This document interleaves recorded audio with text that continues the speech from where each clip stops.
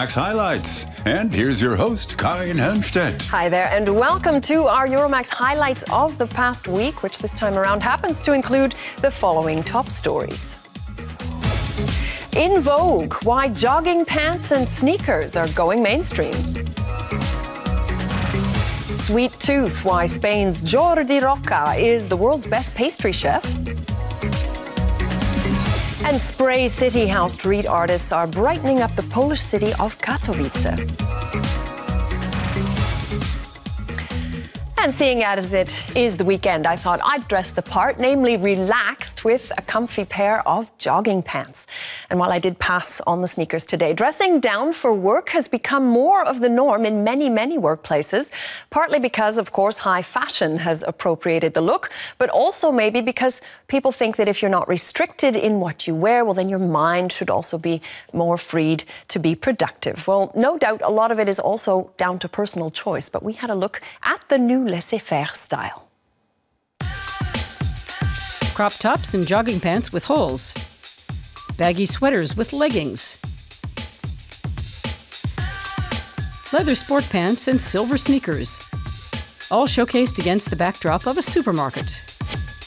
Karl Lagerfeld's new autumn-winter collection for Chanel shows how high fashion can be super casual. And the German designer is not alone. Fashion house Gucci offers sneakers for men in 75 different styles. And Kenzo has been selling luxury sweatshirts and Technicolor baseball caps for the past 2 years. Designers Umberto Leon and Carol Lim have rejuvenated the label. For years now, Berlin designer Michael Michalski has been specializing in sportswear-inspired fashion. He says the new casual look reflects the zeitgeist. Today's workplace demands speed, flexibility and mobility. You need to be sporty, basically. And you can express the fact that you're fit and energetic through the clothes you wear. Sportswear and sneakers do that more effectively than, say, a tailored suit from Savile Row. High fashion and streetwear, until now two completely different worlds. But Michalski is at home in both. As creative director for Adidas back in 2003, he worked with Japanese haute couture designer Yohji Yamamoto. Luxury jogging pants were one of his signature looks. Sweatpants have always been important in my life.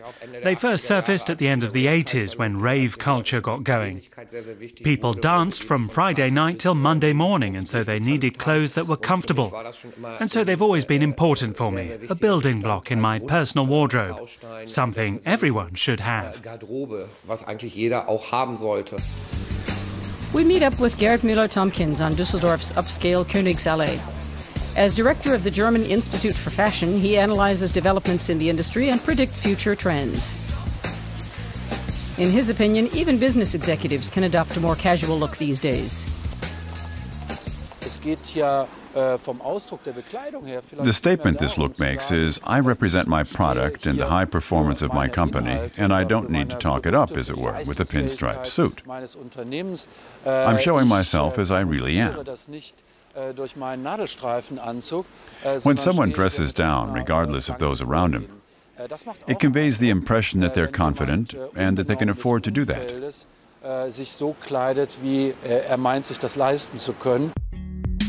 The American tech industry is partly driving the change in office fashion. The dress code in Silicon Valley is definitely casual. Apple founder Steve Jobs was famous for wearing sports shoes whatever the occasion. Facebook's CEO Mark Zuckerberg is worth billions and wears a hoodie. The global boom in computer industry jobs has led to a change in office dress codes around the world. Even Kai Diekmann, chief editor of Germany's popular tabloid Bild, has undergone a radical image revamp, inspired by a 9-month stay in Silicon Valley. Understatement is en vogue out on the town, but what about in the office? We're not used to it, but it's not so unusual now. It's good to relax a little. Jogging pants at the office? No. They're for the gym, not the office. If you want to be respected, you need to portray the right image.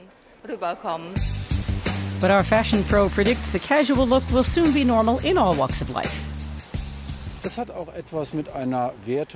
It's related to a change in values. There's more focus on being relaxed, on feeling good. Soft, loose-fitting clothing that feels good to wear. Michael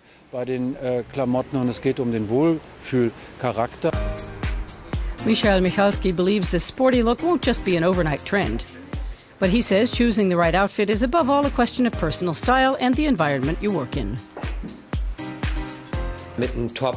Brightly coloured top performance running shoes that you could run a marathon with are perhaps not the right thing for working in a bank. But if you work in a funky office or online agency, then it's bang on trend. But remember, in fashion, it can take a lot of effort to look like you don't care.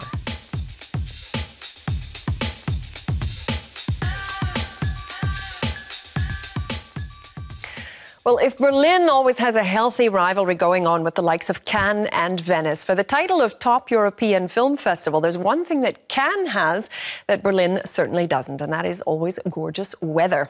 There's nothing quite like the Croisette in the month of May for Glamour, when the stars can step out in their evening clothes without fear of catching pneumonia. And whilst those 18 films in competition are supposed to be the main event, the parties certainly give them a run for their money.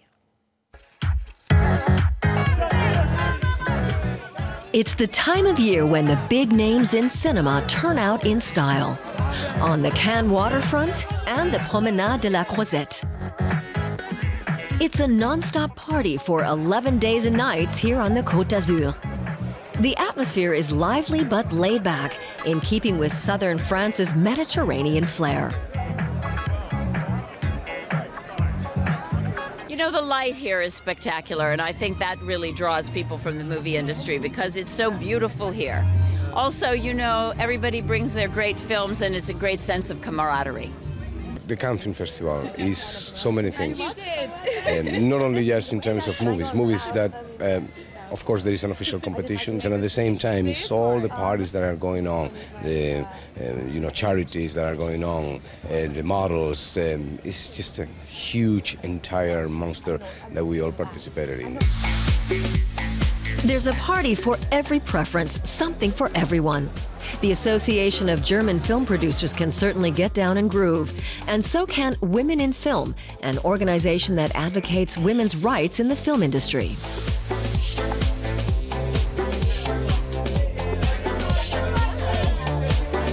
Evenings like this evening is fantastic because it does highlight the fact that women do need to be celebrated in films.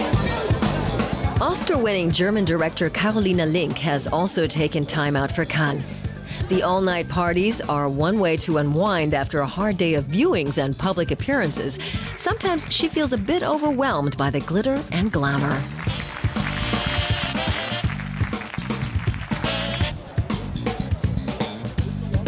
You don't even know where to start with all the films, and all the very important people, the screaming masses and dazzling stars. I've seen it before, and my first instinct is always just to run away. That's not a bad idea, with Mel Gibson, Sylvester Stallone, Arnold Schwarzenegger, and Harrison Ford rumbling down the Croisette on an armored personnel carrier to promote their new movie. We found a former James Bond villain who would have been happy to hitch a ride. Going down the Croisette on a tank with Stallone and Schwarzenegger and all these guys. So if that was the first, I mean, it would have blown my mind. But this place, it's still very elegant and classy. Each year, exclusive Swiss jewelers try to outshine one another with the most elegant party in Cannes. Hollywood star Cate Blanchett and assorted supermodels lined up to present the latest collections of watches and earrings.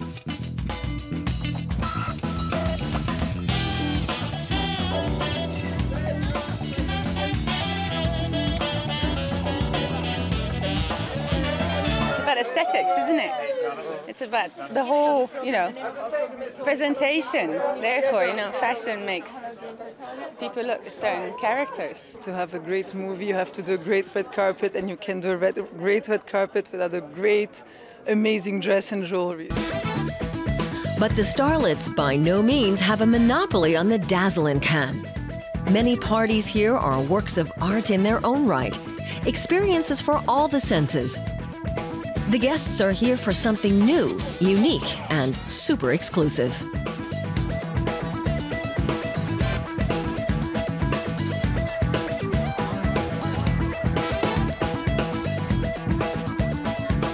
It brings out all the luminaries throughout the world, and it just makes everyone feel good, and it's art. It's about art here, So that type of art, without art, where would we be? All the Hollywood swinging stars come to Cannes.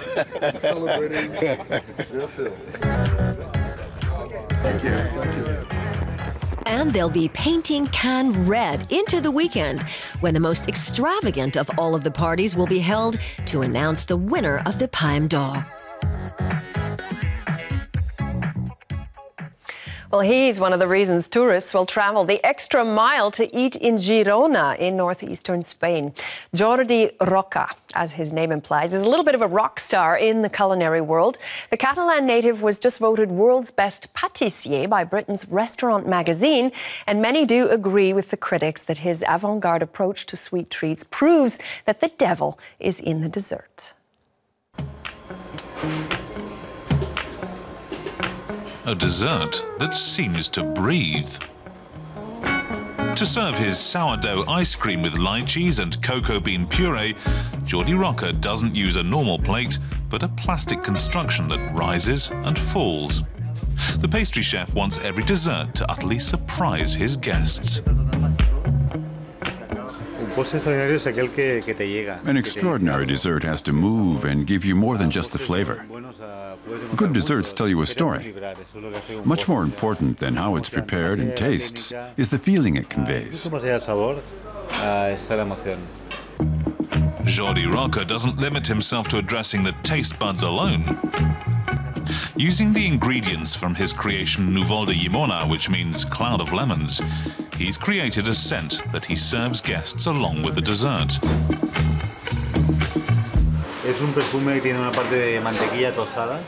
The scent is reminiscent of melted butter and bergamot, a bit like Madeleine tarts, like roasted citrus fruits, butter and flour. For the past 15 years, Jordi Roca and his brothers have been making meals for guests at El Celler de Can Roca in Girona near Barcelona, Spain.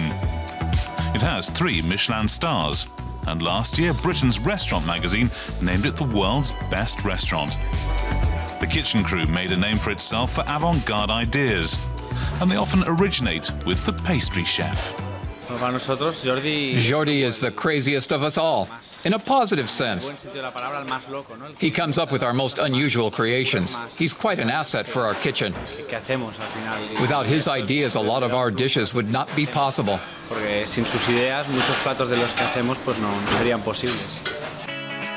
In 2012, the 36-year-old opened a second restaurant in Girona's Old City.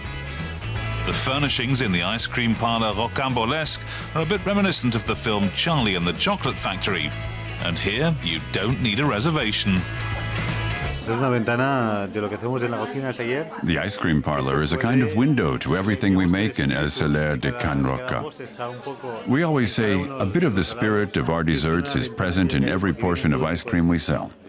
And the shop is a window because all kinds of people come here, young and old alike, and everyone likes it. With more than 30 toppings and sauces, each customer can put together his own customized treat.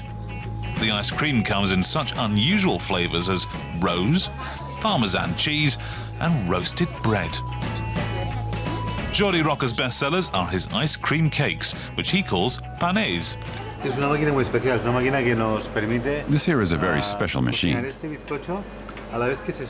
It enables us to seal the cake while we bake it briefly at a very high temperature. The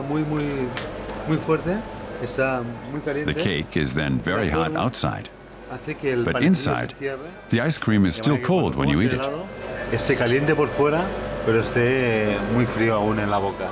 And the proof is in the eating. These bits of chocolate really explode in your mouth. It's a sweet sensation and transports you to another dimension. Very good, really very good. Scrumptious. Yes, it's really good. In Girona, Jordi Roca is treated like a pop star. But amid all the photo ops and press conferences, what's most important are his desserts. Whether in his elite 3-star restaurant or his more egalitarian ice cream parlour. Well, now on to an art form that always hovers somewhere in that grey zone between legality and illegality, and that is street art. But what started out as the graffiti of social and political rebellion has long since evolved into a respected genre that not only fetches high prices with collectors, but also ups the cultural credentials of a city. Well, like Katowice in southern Poland. It's home to just a few thousand people in the city proper, but the greater urban area boasts about 2.7 million. And so it's a busy place to be, and currently something of an open-air canvas as its annual street art festival paints the town.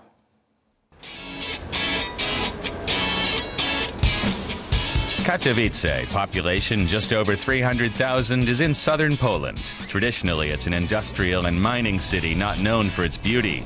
In recent years, it's been increasingly used as an open-air gallery. The Katowice Street Art Festival puts off-the-wall art on the walls of drab apartment buildings, for instance. This is the 4th year the festival is being held.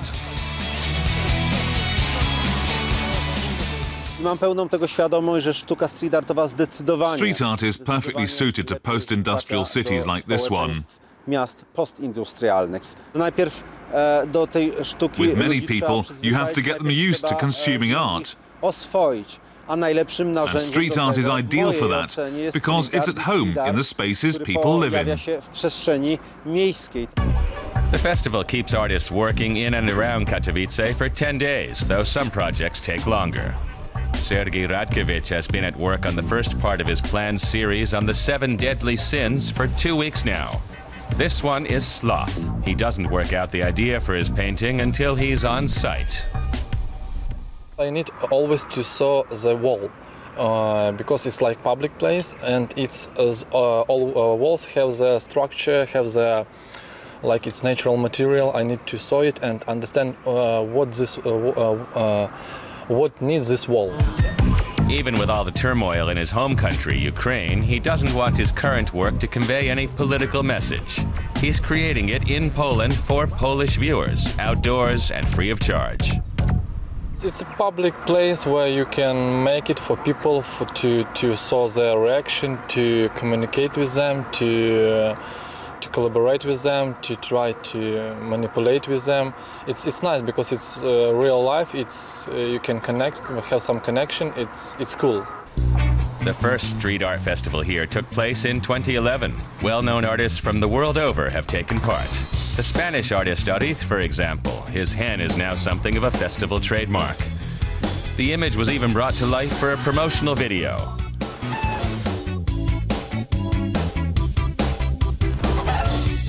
Another street art star is Spanish artist Estif. He painted this light switch on a prefab block in 2012.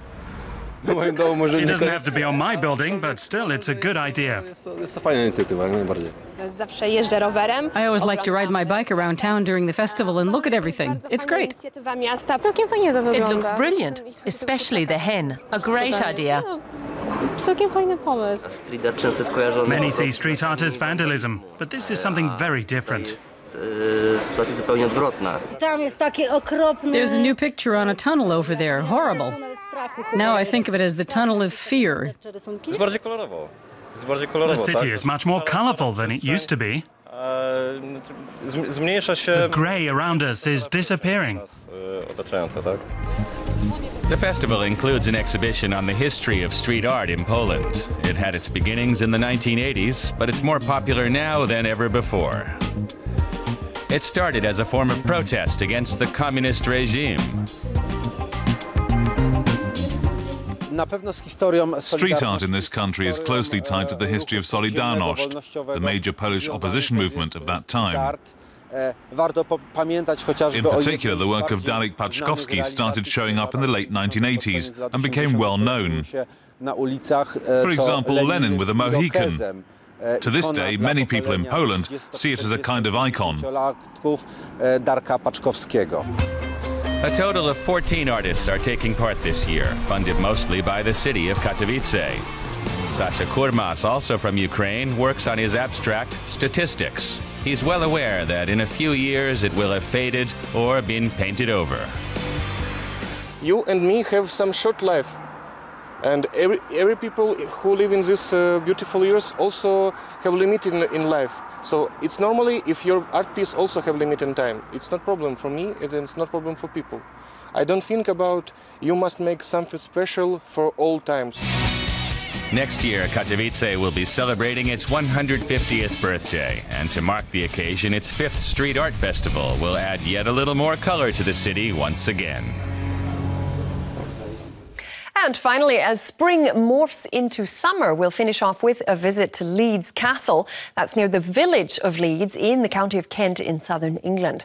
Now, considered by many to be one of the most impressive castles in the world, it was an Anglo-American heiress who turned the 9th century stronghold into a gardener's paradise. And many flower lovers are still thanking her for it to this very day. Spring has arrived in the gardens of Leeds Castle.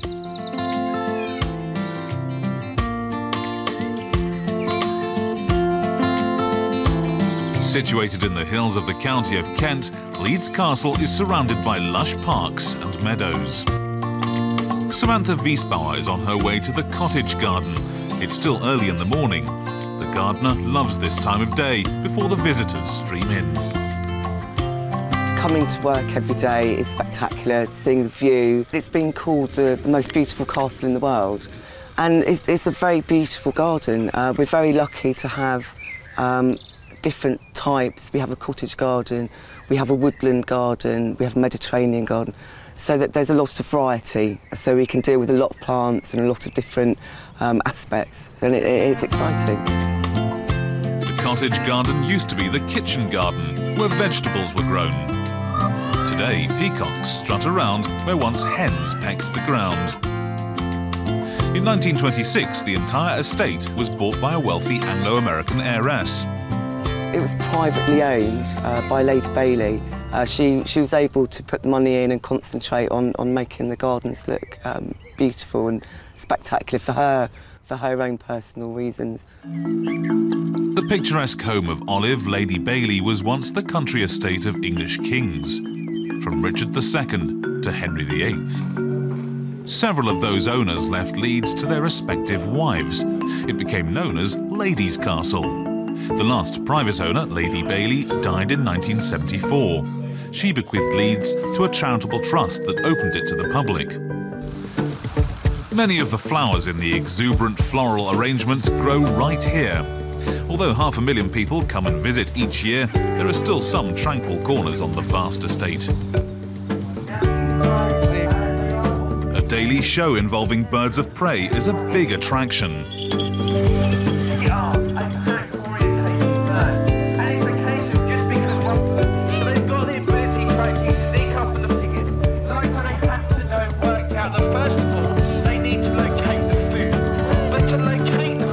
Leeds Castle is popular with families. The daily tours through the Mediterranean and cottage gardens are a huge draw. OK, so history of cottage garden.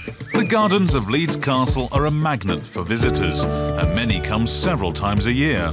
It's going to be so interesting to see it throughout the seasons, but at the moment it's stunning. It really is worth a visit. I like the English style, you know, with all the flowers, they're all mixed up, and I love it. This is not so disciplined, just like the gardens we have in France, so I found it so beautiful. And I've been coming here since I was 14, which I'm 73, so I've been coming to Leeds Castle a good many years now. Before it was ever open to the public, he used to creep in under the fence. 40 odd years ago, I lived in a local village, and you know, even then, when we weren't allowed in here because it was not open until 1976, I think, you still would look from the road and think, I'd like to be in there. I want to go in there and see it, and it has that feeling. It's a magnetism almost.